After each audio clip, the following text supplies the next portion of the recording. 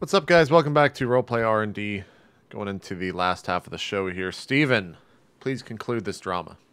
Awesome. So, from across the pavilion, Briallen's eyes meet with the eyes of the young man next to Sir Emrys, and she exclaims, Innis! And he exclaims, Briallen! And they go running across the room, and the crowd parts, and they embrace in the center, and all of the fireflies come swirling down and spiral around them, and it's just a beautiful scene.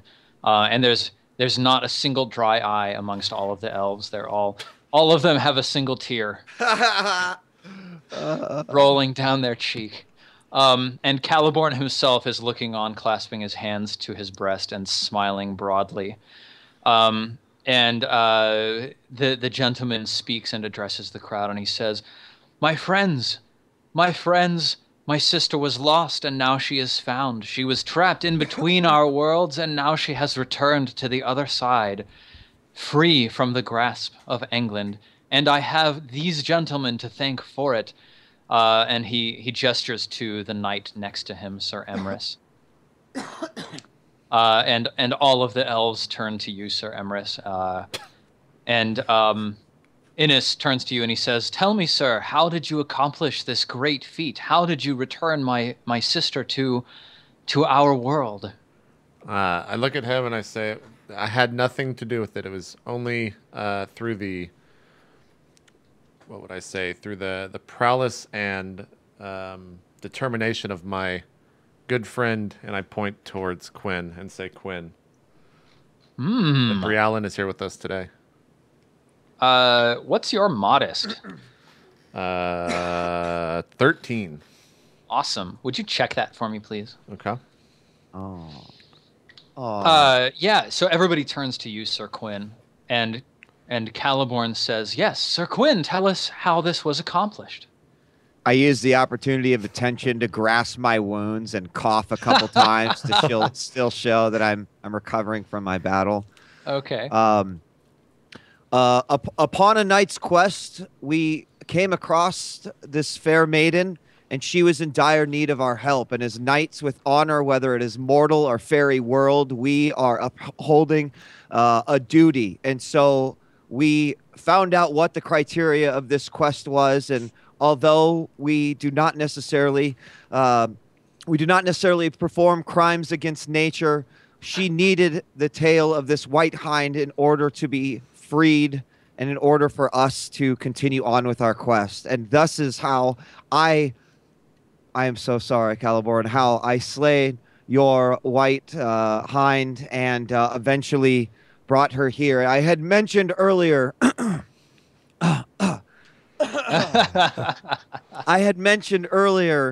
that I felt as if we had crossed paths, and another act has occurred in which I must repeat myself. For one reason or another, we are here tonight. For one reason or another, this man has been reunited with his sister. And for one reason or another, I feel as if this has brought you happiness. Well, the entire room grows silent at your last words. And you can tell that everyone is sort of holding their breath in anticipation of what Caliborn might say. And you see his lower lip quiver for a moment as he remembers the loss of the white hind. And then he says, if my prized white hind was lost to return a daughter of fairy to the other side, then perhaps it was a noble loss. And perhaps it was a noble man who could sacrifice his time and effort in order to help a woman of another race. Perhaps I have misjudged Englishmen for many, many years. On the morrow, and the crowd hushes once again after a short reaction to what Caliborn said. He said, on the morrow, we will disencamp, and everybody cheers. And he holds up his hand for silence, and he says, and Sir Quinn and I will duel. And the entire room grows even silenter. Yes. And he says, but, Sir Quinn, we will not duel to the death. We will duel as men duel to test each other's skill, to see how each other fight and to bond as comrades in arms. It would be my honor. Awesome. That was like perfect timing with the music that I was listening to. It was like, like right there. I was like, oh, it's so good.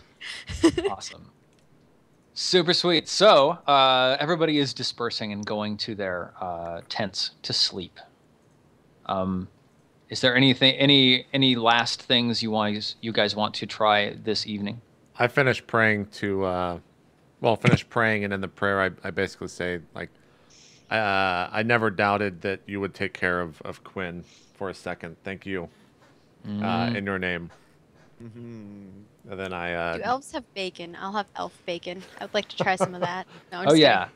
elves have bacon. There's going to be elf bacon in the morning. All right, Yes. sweet. I'm looking forward to elf bacon. All right. So the four of you. I do have one last thing. Yeah. I want to return the bauble. To Briallen? Yeah, to Briallen. Okay. So she accepts it and holds it to her bosom, and she sighs and she says, "Alas, it seems as though for mortal men my heart is doomed to break repeatedly. It was a great sorrow to me to hear of Sir Ronald's passing, but I know that he passed in glorious combat, the way a knight would wish to pass." In Thank fact, you. he did. I'm crying. Thank you for returning this to me. You're welcome, and I hope that it will remind you of Ronald for the many days and years to come. Until then, my fair maiden, if you ever need us, you only need to call. She says, if only I could give you some kind of a bauble that would let me contact you. That sounds like a great idea. She thanks you, and she drops the bauble into a pocket in her dress. And she strides away, singing a gentle tune, and you can catch the words of the tune are the poem that Sir Ronald wrote for her. Oh. Oh. Oh. Yeah, so the night passes uneventfully, and you get a deep, deep sleep. And you waken the following morning bright and early with golden light filtering through, sifting through the boughs of trees and lighting this glade in a bright green springtime glow. Early the morning finds Sir Caliborn out, not mounted upon his elk, but girded in the most terrifying looking armor you have ever seen. It's seriously like blindingly shimmering plates of steel forged in the heart of elven forges, each of them oiled and smooth, gliding seamlessly over each other as he puts himself through like a series of martial forms in practicing with a long, wickedly curved scimitar, and he has a shield that's full black, with the head of a white stag emblazoned on it. Sir Quinn, you're at the other end of the field. How do you prepare for the morning's fight? Can I use my fairy lore on his armor to find out what sort of metal it's made out of? Sure. Just so that okay. And maybe anything else that might Four. You Fact, don't. I never fail fairy lore rolls, apparently. It's true. You are like a boss at fairy lore. Apparently. I have been touched by the hands of the fairy king, so. That's true. I think we've had one moment where you did fail, though. Maybe. There's been like one in the story where you did. But I most bet of the there time, was. you're pretty It was probably legit. really important, too, Maggie. It was probably like super Probably. important. Definitely. So this is clearly some kind of incredibly well-forged steel. It's almost like the same quality metal as swords are made out of, which you don't even know of any blacksmith in the land that can achieve that quality and consistency of metal over the size of plates and the shape of plates that are encasing Caliborn. And he reaches down and lifts up his antlered helm, and he drops it on his head and fixes it in place, lowers down the visor, and then there's just this like incredibly tall, imposing knight standing there with this curved scimitar and this black shield and this stag helm facing you. And he says, "Come at me, Sir Quinn. Let us test our skill." Okay. Some might say test your might. Test your might. I'm sitting there on the side, like doing the low notes, and then Lunette chimes in doing the high notes of the Mortal Kombat. Yes. Awesome. Yes. I do draw my sword, Steven. However, I only wish to get within attacking range of Caliborn. Okay. You're just going to approach him. Yes. All right. He approaches you and he sees your hesitancy to attack. And so he holds for a moment and he says, "Fear not. I will hold my blows so as not to inflict mortal wounds. Please, try your best. It has been some time since I've had any martial combat." Okay. I look into Caliborn's eyes and I say, "Never again will I likely face an opponent quite like yourself, quite as powerful and quite as outfitted in such amazing armor as yourself. And for this, I thank you." And with that, I go in and I attempt to strike him with my sword. Okay, so he attacks as well. All right, so are you invoking any passions? Because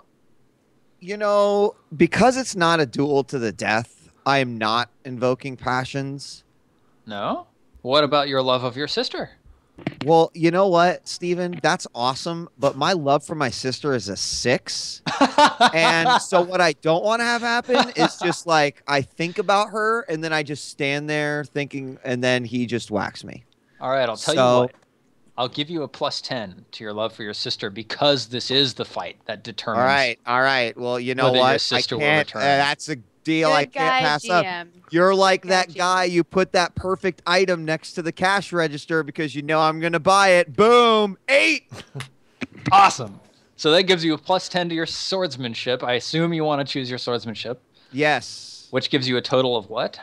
A total of 26. Awesome. So you get a +6 to your roll, and if you get 20 or higher, that's a crit. So go ahead and roll.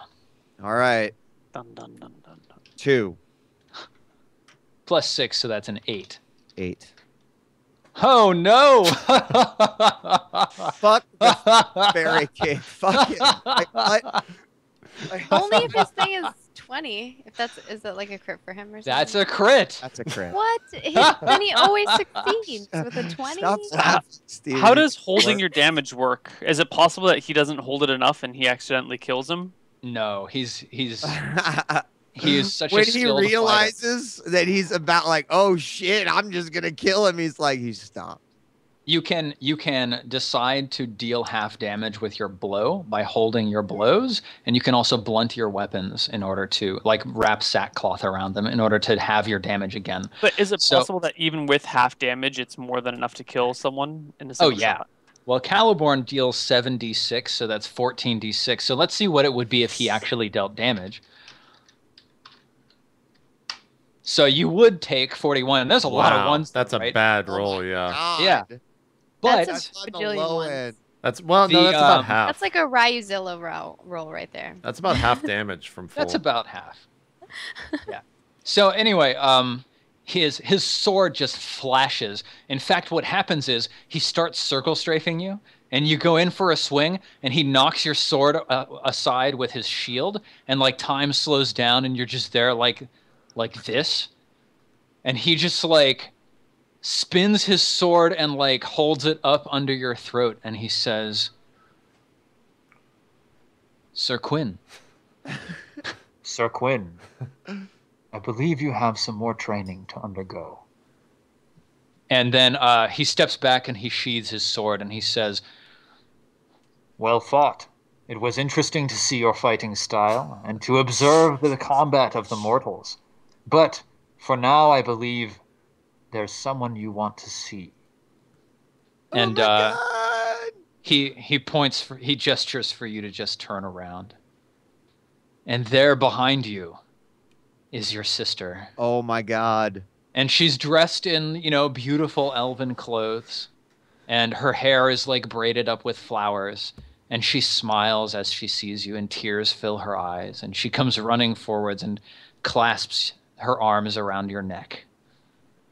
And I do the same, obviously holding back no tears and letting the emotion flow, as I have not seen her since that dreadful day in the village in which the Saxons attacked. And I almost shake my sister a bit and say, my God, are you okay? Is everything fine?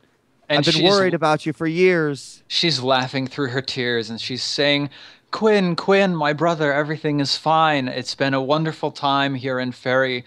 These fine folk took me in when I was running away from the Saxons, and they saved me, and they protected me, and I have had a wonderful time here. But I am now ready at last to return back to home with you. To what's your manor?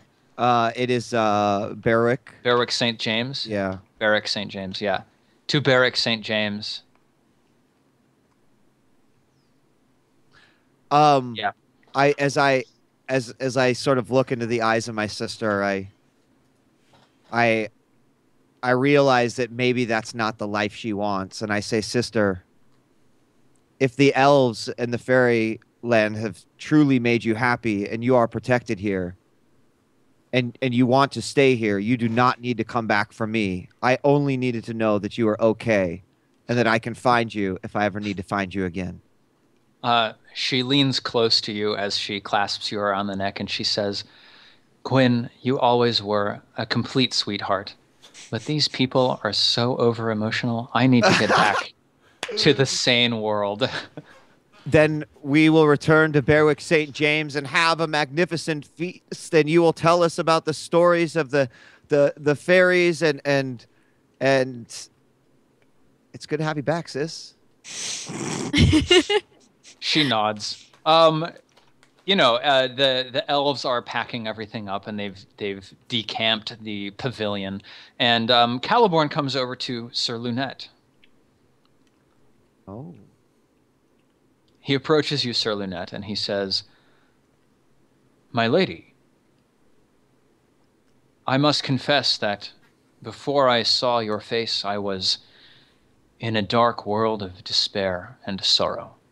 And now that I have seen your face, I believe that my world has changed completely. Please. Oh, shit. Is it possible that I could see you again? Dude, he's got way more than 1,000 honor. You should do it. Neal, he's always like metagaming. He's like, no, I must find someone that's okay. Glory. Perhaps that is something we can make happen once more. And I give him like a smirk. A smirk? Yeah. Are you trying to flirt? I'm afraid to say yes. Because first of all, she has no idea how to flirt. Secondly, she has a 3 to flirting, which also reiterates the fact that she does not know how to flirt. Man, you could crit. Again, crit. I fear that is not in the probabilities. I guess I switched to the dice screen. You better just roll it. I can do it. And it'll be awkward if I don't flirt, and then he'll be like, okay. He'll just hopefully see me. Let's see. I have to roll a 3 or lower. Oh! What? Oh my God! I told you. Me today. What? This is a ridiculous session of King Arthur This is a ridiculous Pendragon. relationship. I didn't even realize that I'm like a light-haired character that That's fit amazing. in. No. Oh my goodness. Okay, so you see his eyes shine as his gaze dances over your smile that you give him. And he reaches into, he's changed out of his armor by now. He's wearing a very stately jacket. And he reaches into the breast pocket of his jacket and he brings out a tiny silver filigreed mirror. That's actually a glass mirror. It's not just polished metal. But he hands it to you and he says, through this mirror, when looking upon it through the light of the full moon, you will be able to reach me in a mirror of a similar construction, which I keep with myself at all times. Please, I hope you will contact me if you ever wish to see me again. And perhaps, as time goes by, we can see each other with increasing regularity. If the moon shall allow it, I shall speak to you each full moon. He Take it. smiles. It's only in the moon, like the full moon, right? Is that what he said? Yes, full moon. All right. He smiles and he turns and he strides back towards Sir Quinn, and he says, Sir Quinn. Hold on one second. The chat is all like, "It's FaceTime." FaceTime. It's It's medieval Skype. Yep. medieval. I love it. He turns to Quinn and he says, Sir Quinn, I have a proposal for you and your friends. Stay here for 1 month. Train with me. I think you will find it most educational.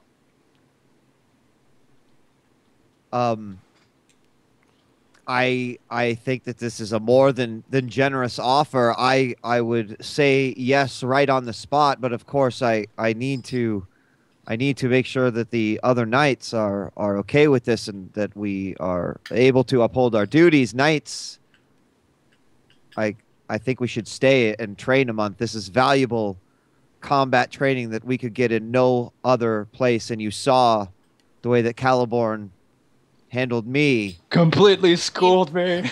You mean how you handled him There you go. terribly? As you ask me this question, you can see that I've brought my worst Rouncy Sir breaks legs a lot to give to your sister to make the route back, and I'm just like, huh. You'll use this one. Yeah. I'm just Sir like, break that legs. sounds like a grand idea. I pet Sir breaks a lot on the Oh nose. no. And Sir Philip? Caliborn makes it clear that the offer for training and combat extends to all 4 of you. For a month? Mm-hmm. Yeah, I can do a month. Well, you're not expected back by Sir Lord blah blah blah blah blah. Right? I'm blanking Earl on his name. Roderick, perhaps? There we Earl go. Roderick. We're not No, you are not. expected back. Okay, cool. Then I absolutely would love to take him up on this training offer. That sounds beautiful. Awesome. Okay. Thea, can you handle another month with the criers? Lunette, on the other hand, grins at the thought of this and agrees to the terms and kind of like glances at the king a little bit. Yes. You know?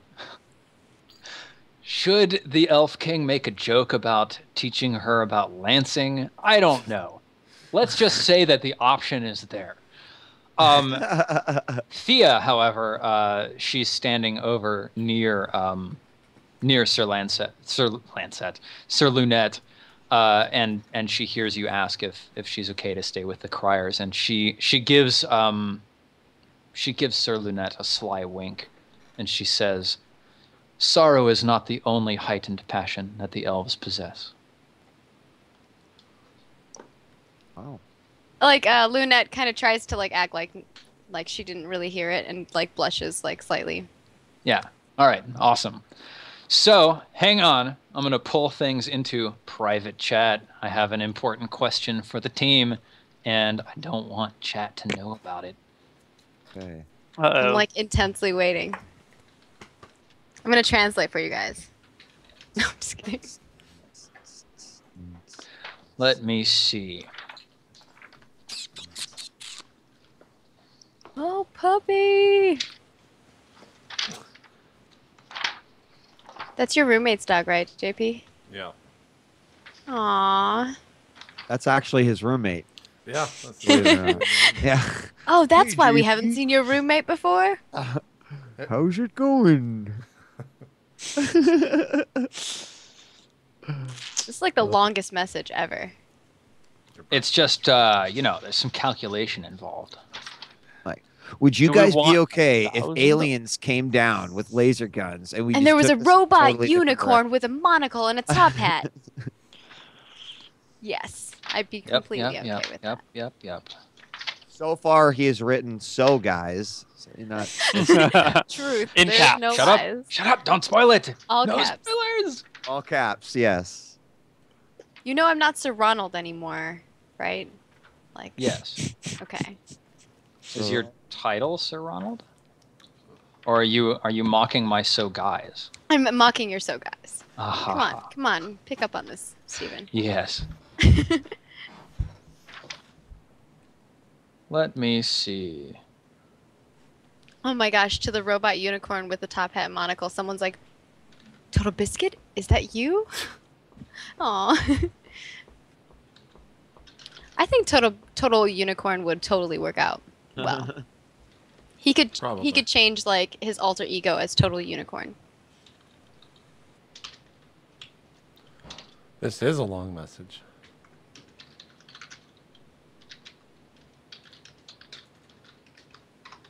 It's a long one, Mr. Grin. Now you guys see why I had to look up a whole bunch of stuff. It's fine with me. I don't care. Oh wait. Whoa. Oh man, yeah, this is like intense decisions. I'm okay with option 1. Okay. I like option 1. I'm down with anything. I'm fine with option 1, Okay. but are we gonna kind of like figure out what happened with that if that happened? Okay. All right. We will figure out what has gone on. Okay. Yes. All right. But I'm Okay. perfectly fine with it. So, yeah, the 4 of you spend a month with Caliborn and the elves training. And Lunette, why don't you give me another flirting roll? Oh God, no! Why? My roll. Can you just let RNGesus be with me for once? This Hey isn't man, bad. RNGesus has been on your side. Yeah, Yeah. because you keep making me roll these things where I have like a 2 or 3 in them. I know. All right, let's do it. This is gonna be terrible. Yeah, terrible. Terrible. That's not that bad. I mean, yeah, it's a fail, but No, whatever. it's terrible. I have a 3, right, in flirting. It's just a What's fail my- though, what's because you didn't crit default the flirting fail. 3? Yeah, it's just a fail. You didn't Failed. crit fail. Okay, things progress quite happily with Caliborn. He's quite taken with you. It never goes beyond exchanging soft words behind a tree. But there's clearly some intense interest on his side. A month goes by, and you guys get worked like 10 hours a day through crazy elf drills. Each of you immediately gains 1 point in your swordsmanship skill. Sweet. Wow, nice. And I've lost my pen. Motherfucker. Do like. Oh, right. Pen. Hold on. There we go. Awesome.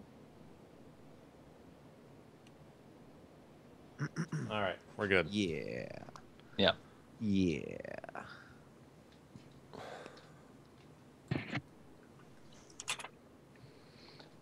All right. So the time comes, and the elves lead you back to the very same glade that you were in for the dancing and when you first met Caliborn, and they point you towards the thorn tunnel that leads out into the world of mortal men. And Caliborn, he bids you all farewell and entreats you all to take advantage of Sir Lunette's mirror and contact him in any time you have of need, and extends his goodwill to you all and to all mortal men as a result of helping him overcome his deep, soul-crushing sorrow. And just as you're about to leave, Sir Lunette, he grabs you for a quick kiss. Snap. Is that acceptable to you?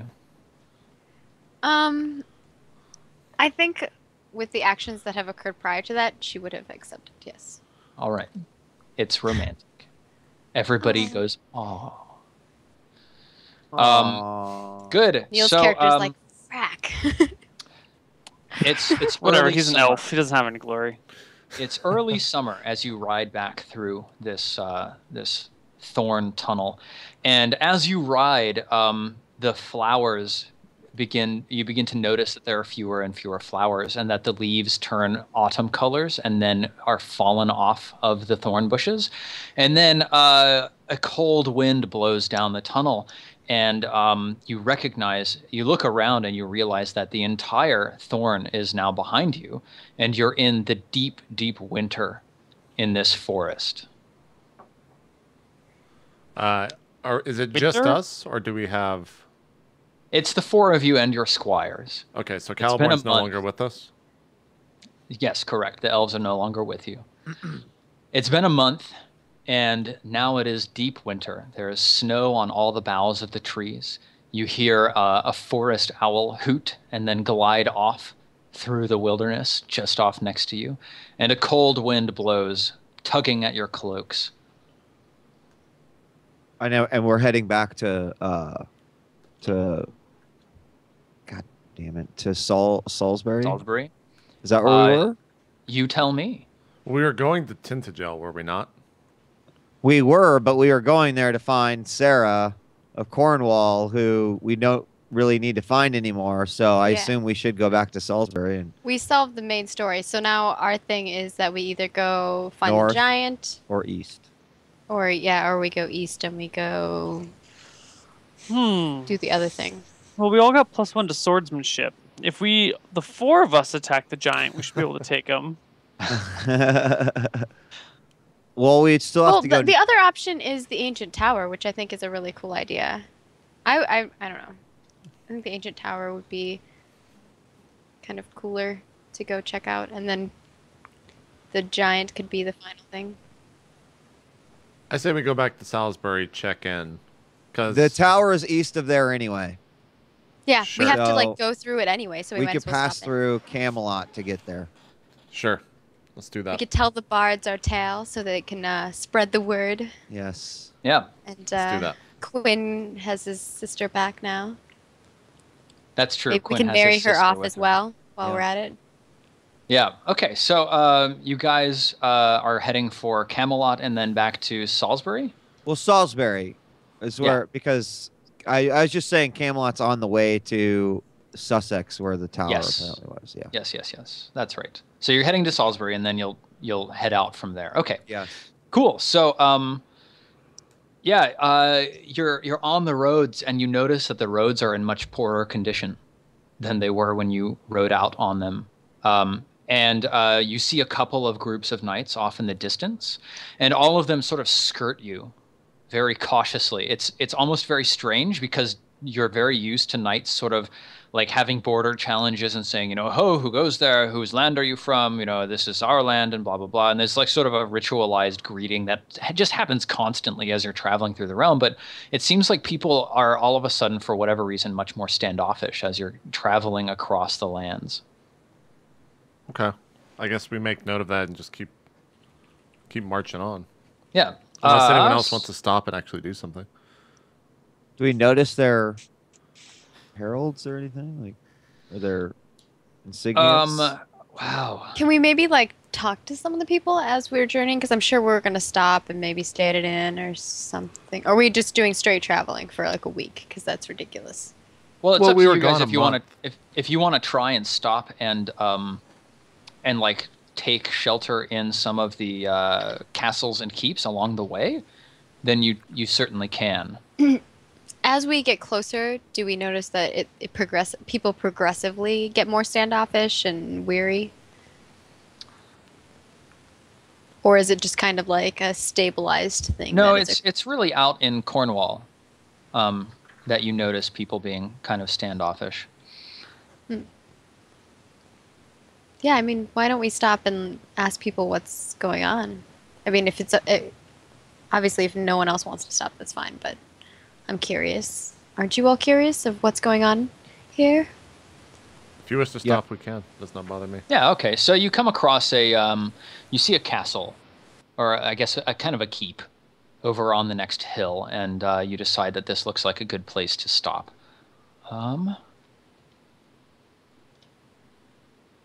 Yeah, and you ride up and you hail, and a couple of knights ride out to greet you.